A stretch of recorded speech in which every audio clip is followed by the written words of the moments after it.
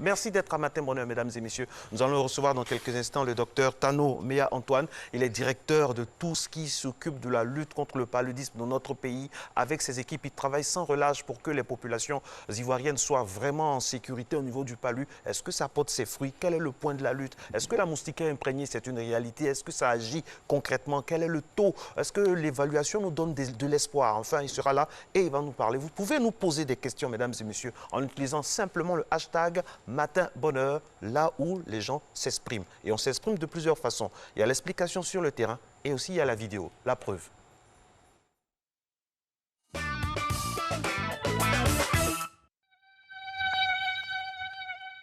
Le paludisme, priorité nationale depuis 2012 pour le gouvernement ivoirien, constitue 33% des motifs à des consultations en Côte d'Ivoire. Les vecteurs de transmission du paludisme sont les moustiques du genre Anophèle, qui comprennent plusieurs groupes d'espèces infectées, ou par transfusion sanguine d'une personne infectée. Le paludisme à Plasmodium, lui, n'a pour origine ni un virus ni une bactérie, mais un parasite formé d'une cellule unique qui se multiplie dans les globules rouges de l'être humain. Le paludisme, c'est une maladie qui est généralement causée par la piqûre des moustiques. Le paludisme est une maladie qui est causée par les piqûres de moustiques. Et aussi, ces moustiques proviennent des eaux sales, des endroits malsains. Le paludisme touche environ 600 millions de personnes dans le monde et entraîne le décès de plus de 2 millions de personnes par an.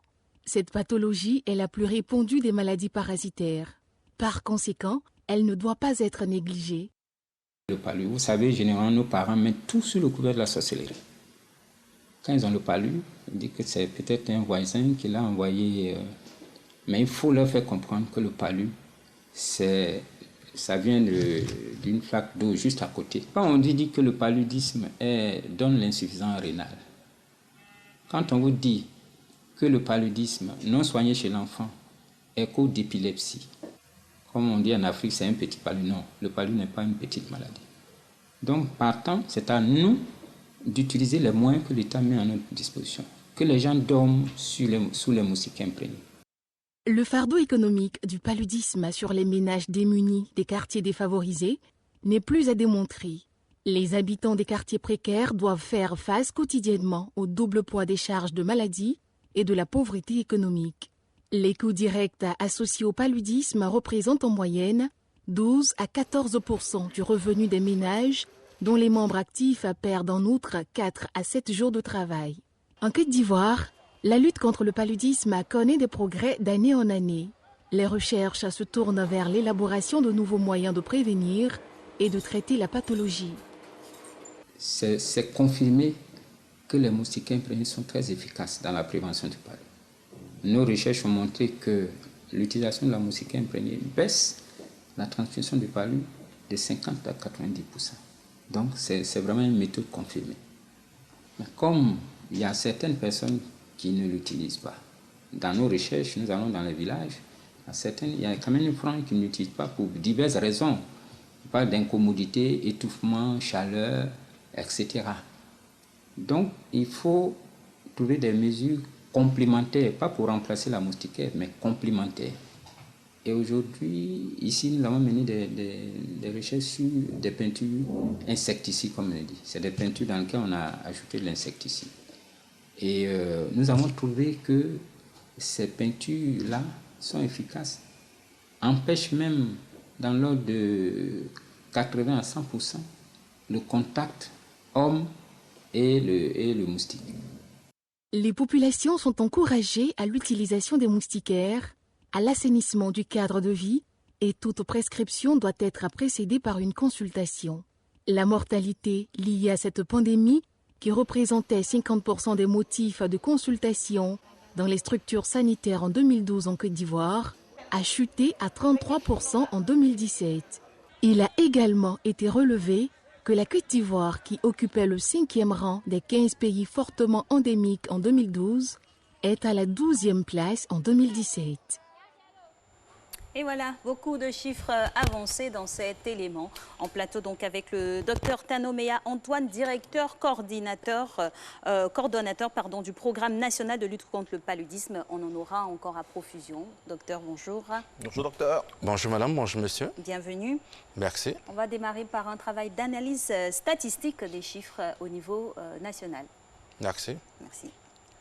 Ben, je voulais vous dire merci à monsieur le ministre de la Santé qui nous permet d'être là aujourd'hui pour parler du paludisme. Et aujourd'hui, c'est le 25 avril. La journée. C'est la journée, normalement aujourd'hui, c'est la journée mondiale de lutte contre le paludisme. Mais en Côte d'Ivoire, cette journée mondiale a été reportée au 9 mai. Parce que le ministre lui-même, étant la première personne de lutte contre le paludisme en Côte d'Ivoire, est en déplacement. Il a souhaité vraiment participer à cette journée mondiale. Et donc, pour cela, la journée mondiale a été reportée. Pour parler des chiffres en Côte d'Ivoire, je voudrais vraiment vous remercier parce que l'émission qui vient de passer retrace vraiment la lutte contre le paludisme en Côte d'Ivoire. Quand on parle des quartiers précaires, tout ce qu'on donne ici, c'est ce dont nous discutons avec le monsieur avec lequel on a fait l'interview, le docteur Tia, avec lequel nous travaillons aussi, pour dire qu'on ne travaille pas seul. Dans le cas de la lutte contre le paludisme en Côte d'Ivoire, c'est vrai, nous sommes le programme national de lutte contre le paludisme avec mes collaborateurs, mais nous avons un groupe scientifique d'appui qui est composé d'experts, comme le docteur Tia qui vient de faire l'émission. Et donc, nous avons des experts en entomologie, des experts en pédiatrie, des experts en parasito, des experts aussi en maladies infectieuses et en biologie. Okay. Donc, quand il s'agit de questions de pédiatrie, nous nous adressons aux experts, les experts pédiatres pour qu'on puisse tester le paludisme.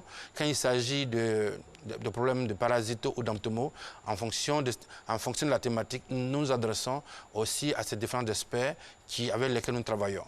Donc, toutes les décisions que nous prenons au niveau du programme, c'est des décisions qui sont soutenues par ces différents experts. Ok, ça nous rassure, ça rassure les Ivoiriens, j'imagine. Maintenant, on va revenir sur le plateau statistique, parce qu'à Matin Bonheur, on aime les chiffres. Oui. Quels sont les chiffres du paludisme en Côte d'Ivoire? Je rappelle que dans une interview en 2013, vous aviez dit que 80% de la population, par exemple, possède la moustiquaire imprégnée, mais seulement 40 à 43% des personnes l'utilisent. Est-ce que c'est toujours d'actualité? Bien, merci beaucoup. Comme vous voulez des chiffres, on va vous en donner. Si on parle de moustiquaires... C'est le public qui veut des chiffres. Oui, comme on parle de moustiquaires, on va d'abord commencer par les moustiquaires. Oui. Ces chiffres-là, effectivement, ont connu une évolution. Dieu merci.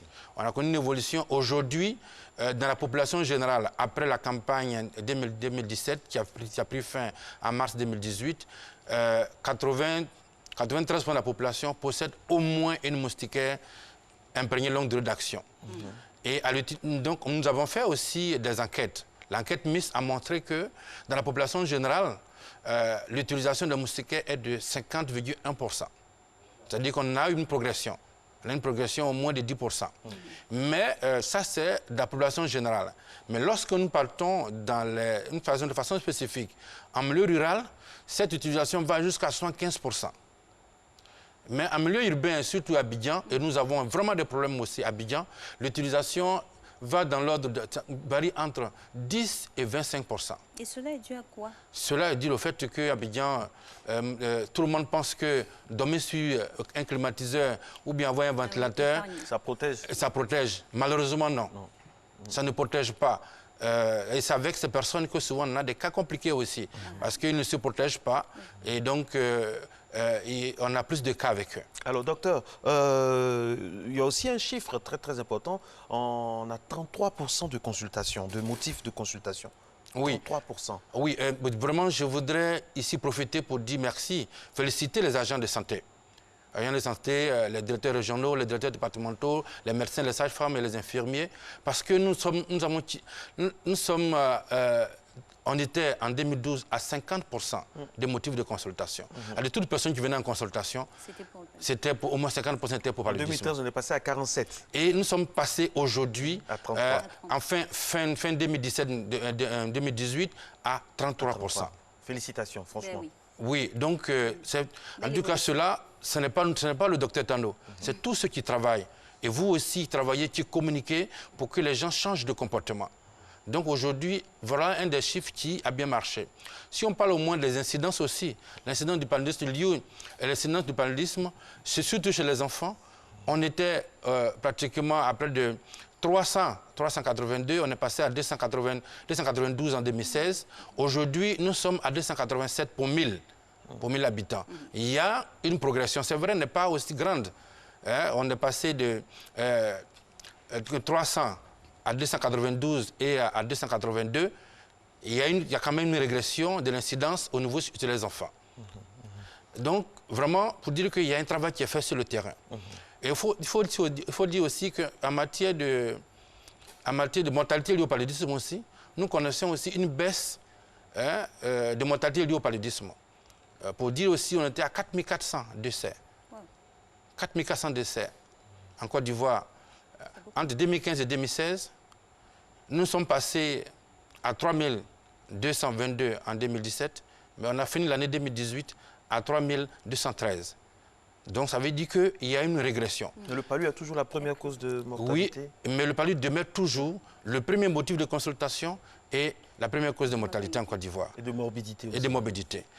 Pourquoi? Parce qu'aujourd'hui, on me dira que oui, vous avez réduit peut-être que de 5 ou de 10 points de cas de décès.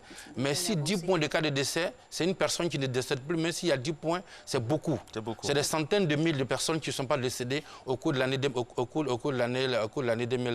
Enfin, beaucoup de personnes qui ne sont pas décédées au cours de l'année 2018. Ça veut dire que si on vous donne un peu plus de moyens, on peut oui, si on nous donne, au fait, si on parle de moyens, je voulais vraiment dire merci. L'État de Côte d'Ivoire fait beaucoup d'efforts.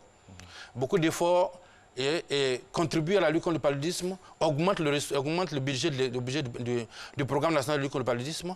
L'État de Côte d'Ivoire, avec ses partenaires, le Fonds mondial, vraiment participe, et aussi PMA USAID, notre nouveau partenaire qui vient d'arriver depuis 2017, fait qu'aujourd'hui, nous avons des ressources.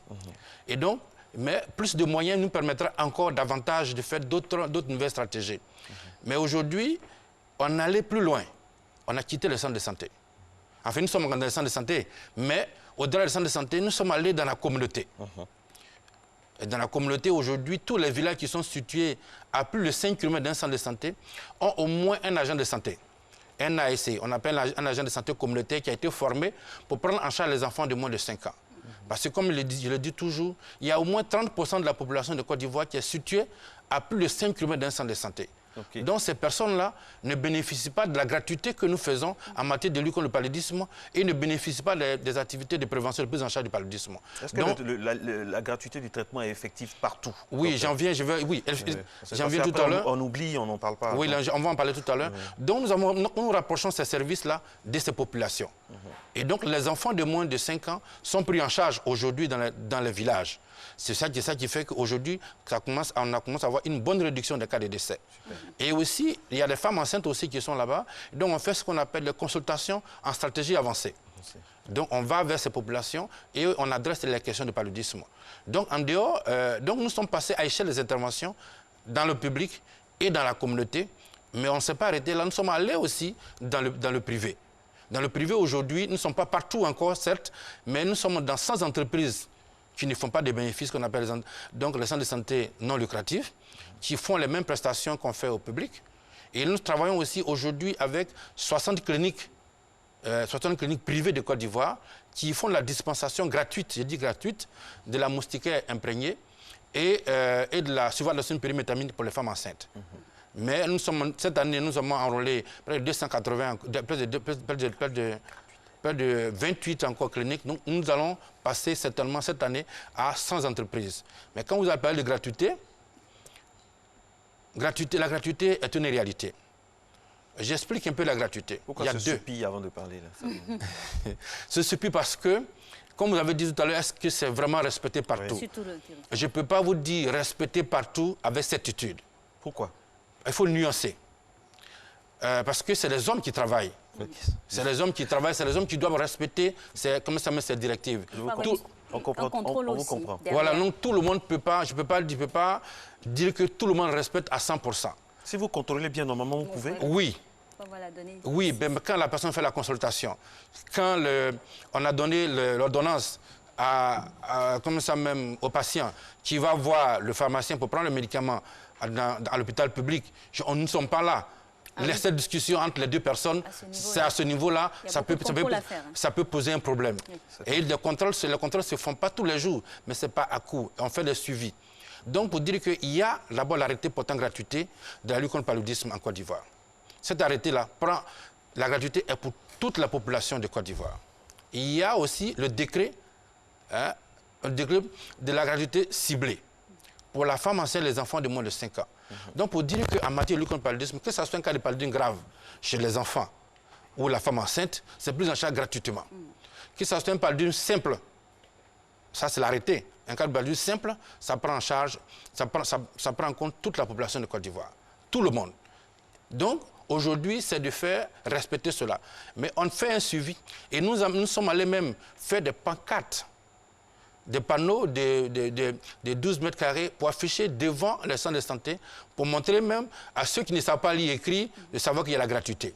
Mais tous les outils de communication que nous avons aussi, c'est écrit dessus que tout ce que nous faisons est gratuit en matière de lutte contre le paludisme. Que ce soit le TDR, c'est-à-dire le test de diagnostic rapide, que ce soit la goutte épaisse, ces deux examens-là pour confirmer le paludisme, ces deux examens sont gratuits.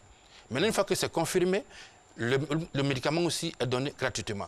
Mais je n'ai pas dit que les consultations sont gratuites. Ça, ce n'est pas du ressort. Voilà. Et les traitements adjuvants ne sont pas gratuits aussi. Voilà. Donc, ça dit que le traitement du paludisme, c'est l'antipaludique. C'est pour ça que l'État de Côte d'Ivoire l'a rendu gratuit. Donc tout restera dans la prescription du médicament indiqué qui est subventionné totalement. Totalement, dans l'hôpital public. D'accord. En termes de projection, quels sont les projets d'avenir à court, long terme du programme? Il faut dire qu'aujourd'hui, à long terme, à moyen terme, c'est d'éliminer le paludisme. L'objectif, c'est éliminer le paludisme. Éradiquer totalement. Et donc, pour éliminer le paludisme, il faut de nouvelles stratégies. Et donc, les nouvelles stratégies, comme on a dit d'abord, il faut d'abord passer déjà à échelle des interventions. Il faut aller partout où se trouve un Ivoirien qui peut bénéficier de la prise en charge du traitement. Donc, comme je l'ai dit tout à l'heure, nous sommes déjà passés dans la communauté. Nous allons passer à échelle aussi dans la communauté, maintenir cette prise en charge dans la communauté. Et aussi passer à échelle aussi dans le secteur privé, que ce soit lucratif et non lucratif.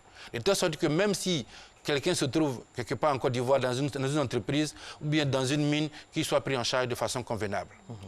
Et donc, en dehors de ça, nous allons faire aussi de la prévention, qui est une des premières stratégies, passer à échelle vraiment aussi des stratégies de la prévention. Aujourd'hui, en dehors de la moustiquaire et de la surveillance périmétamique qu'on donne aux femmes enceintes, nous allons faire, grâce à notre partenaire qui vient d'arriver, qui depuis 2005 travaille PMI, nous allons faire la pulvérisation intradomiciliaire. Et donc, c'est indépendant de la stratégie de prévention qu'on ne faisait pas, que nous allons pouvoir faire maintenant. Et nous allons aussi, comme on dit toujours à la population, leur demander d'assainir le cadre de vie. Dans l'élément qui est passé tout à l'heure, le paludisme, j'ai toujours dit que le paludisme recule avec le développement. Donc, si notre environnement est propre, il n'y a pas de lieu de ponte des moustiques. Donc, souvent, les gens sautent les flaques d'eau. On a vu tout à l'heure les femmes sauter les flaques d'eau pour traverser, pour aller dans leur maison.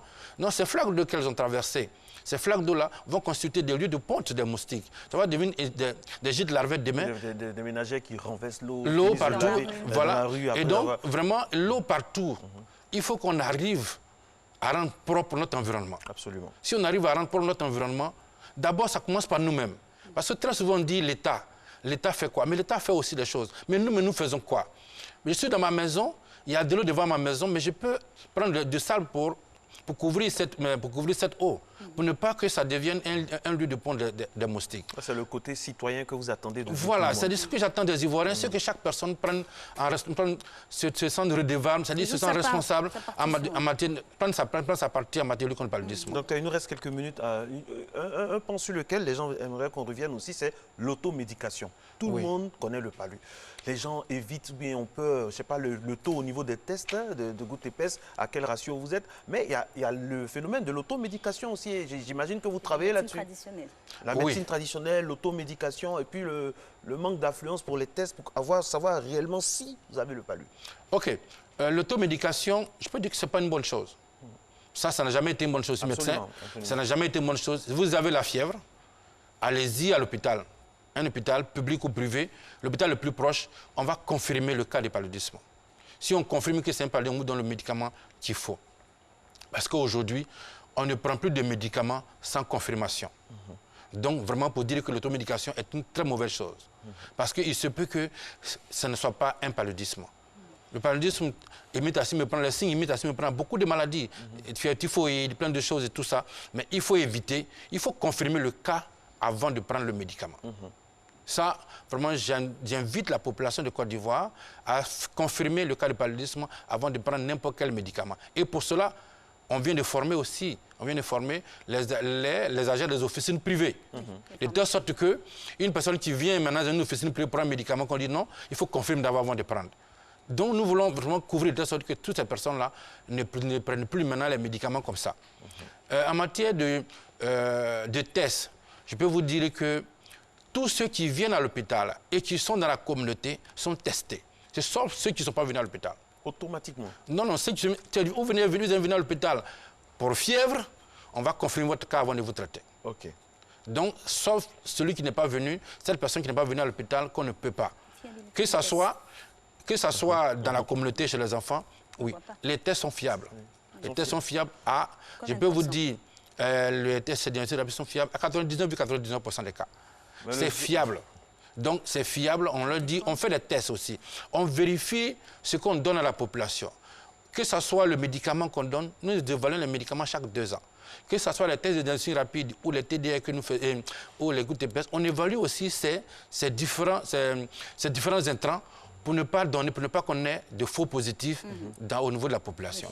Mais même, je vous dis encore que hier, nous allons faire encore une autre enquête, cette année 2019, là, au sujet des TDR pour voir est-ce que ces TDR que nous utilisons depuis quelques années sont encore efficaces. Mais sinon, c'est efficace. D'accord. Merci, docteur. On a encore une question, une minute. Pour vous parler de la prévention, rapidement pour terminer. Oui. La prévention. La prévention, comme je l'ai dit tout à l'heure, c'est de dormir sur la moustiquaire. La moustiquaire est de l'utiliser vraiment. Maîtriser son environnement. Maîtriser son assainir son environnement. Assainir, oui, c'est ça. Voilà, il faut l'assainir, il faut qu'on dorme dans un environnement propre. Et quand une femme est enceinte aussi, d'aller faire une consultation, de faire consultation prénatale. Et au cours de cette consultation prénatale, on va lui donner gratuitement la moustiquaire. Et on va lui donner aussi la surveillance pyrimétamine pour se protéger et protéger son enfant. Et donc, tout enfant qui tombe malade aussi, c'est d'aller à l'hôpital. Donc vraiment, la moustiquaire, c'est un moyen, le docteur Tia l'a dit tout à l'heure, ça peut nous permettre de... Moustiquaire imprégnée, longue durée d'action. Elle est très importante parce qu'elle peut nous permettre de faire reculer le paludisme en Côte d'Ivoire. En tout cas, félicitations pour ce que vous faites déjà avec vos équipes. Là, on a eu des chiffres, on aime bien ça. On a eu des chiffres, c'était concret, on sait d'où on était, on sait où on va. Vraiment, merci infiniment, docteur Tano. Et puis, bon courage à vous et à toutes vos équipes.